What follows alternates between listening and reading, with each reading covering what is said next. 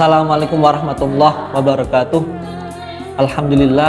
Alhamdulillahilladzi arsala rasulahu bil huda wa dinil haqq liyudhhirahu 'ala din kullih walau karihal kafirun walau karihal musyrikun walau karihal munafiqun. Wassalatu wassalamu ala asrafil anbiya wal mursalin wa ala alihi washabihi ajmain. Amma ba'd. Yang terhormat para alim ulama, para ustadz, para ustadzah yang senantiasa kita tunggu fatwa dan nasihatnya, dan tak lupa yang selalu kita tunggu juga barokah doanya pun. Dan tak ketinggalan pula hadirin wal hadirat dimanapun berada, yang semoga selalu diberikan kesehatan dan keridhaan dari Allah Subhanahu wa Ta'ala. Amin ya rabbal alamin. Pertama-tama marilah kita panjatkan puji syukur kehadirat Allah Subhanahu wa Ta'ala karena berkat rahmat taufik hidayahnya kepada kita semua, sehingga saya di sini bisa menyampaikan kultum ini, dan juga hadirin wal hadirat bisa mendengarkan dari apa yang saya sampaikan pada kesempatan kali ini.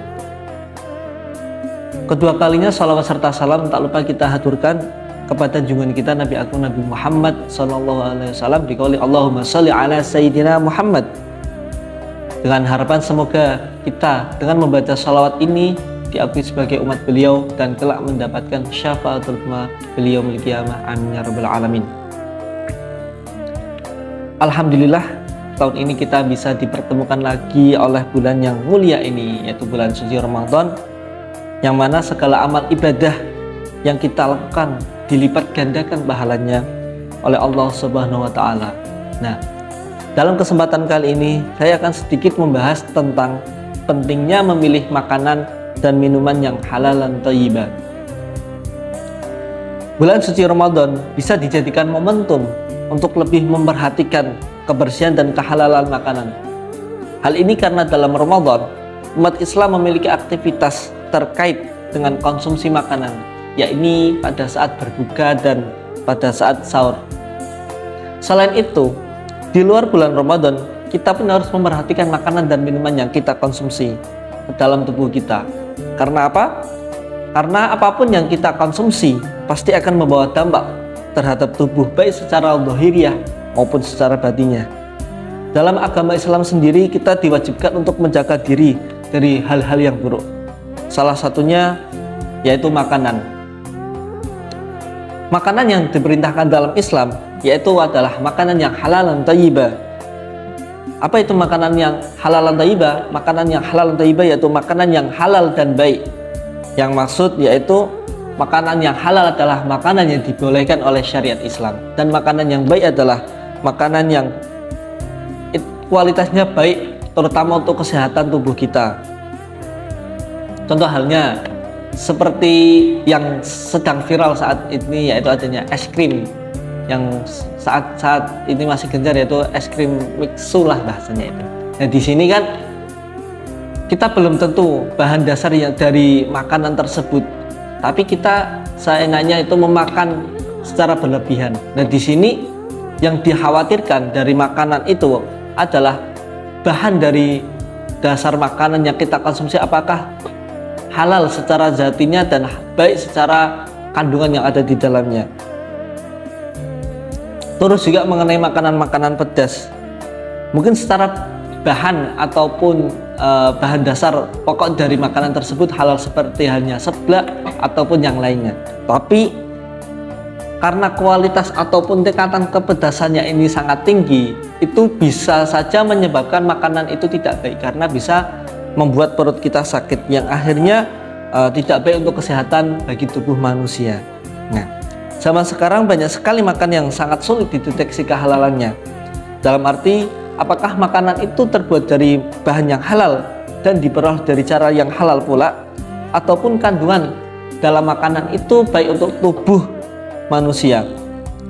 Dalam Al-Quran dijelaskan mengenai perintah untuk mengkonsumsi makanan yang halal dan baik, yaitu pada surat Al-Baqarah ayat 168 yang berbunyi, A'udzubillahi minasyaitonirrajim, Bismillahirrahmanirrahim. Ya ayyuhan nasu kulu mimma fil ardi halalan thayyiban wa la tattabi'u khutuwati syaitan innahu lakum aduwwum mubin. Yang artinya, wahai manusia, makanlah sebagian makanan di bumi yang halal lagi sehat dan janganlah mengikuti langkah-langkah setan, sesungguhnya ia bagimu merupakan musuh yang nyata. Nah, dalam ayat ini dengan jelas menyatakan ya ayyuhan nasu kulu mimma fil ardi halalan thayyiban, yaitu seruan untuk umat manusia mengkonsumsi makanan yang halal dan baik. Nah, adapun asbabun nuzul dari ayat ini, yaitu ayat ini turun untuk kaum musyrikin yang mengharamkan untuk diri mereka memakan unta, bahirah, saibah, wasilah dan ham, sebagaimana dituturkan oleh Ibnu Jarir dan Ibnu Abbas radhiyallahu an. Dikatakan ayat tersebut turun untuk Abdullah bin Salam dan golongannya ketika mereka mengharamkan daging unta, sebagaimana sebelumnya daging unta tersebut dihukumi haram dalam agama Yahudi. Dikatakan turun untuk kaum dari Bani Saqif, Bani Amir, Bani Sa'sa'ah, Khuza'ah, dan Bani Mudlij yang mengharamkan kurma dan susu atau yogurt untuk diri mereka. Nah, dalam tafsirnya di sini saya mengambil dari kutipan Ibnu Katsir, yang mana diriwayatkan dari Ibnu Abbas bahwa ayat ya ayyuhan nasu kulu mimma fil ardi halalan thayyiban ini pernah dibaca di sisi Nabi Muhammad SAW. Kemudian Sa'ad bin Abi Waqqas berdiri dan berkata, wahai Rasulullah, berdoalah kepada Allah agar menjadikanku orang yang diijabah doanya. Nabi SAW bersabda, wahai Sa'ad, perbaikilah makananmu, maka engkau akan menjadi orang yang diijabah doanya. Demikian yang jiwa Muhammad berada dalam genggamannya, sesungguh seseorang yang memusnahkan satu pun suapan haram dalam perutnya, maka amal ibadahnya tidak akan diterima selama 40 hari.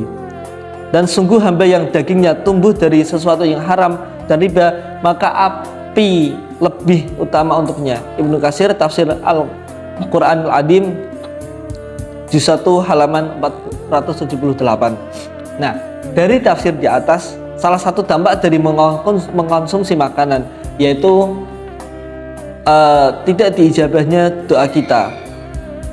Selanjutnya, makanan yang halal yang juga menjadi sebab dikaruniai keturunan yang soleh dan soleha.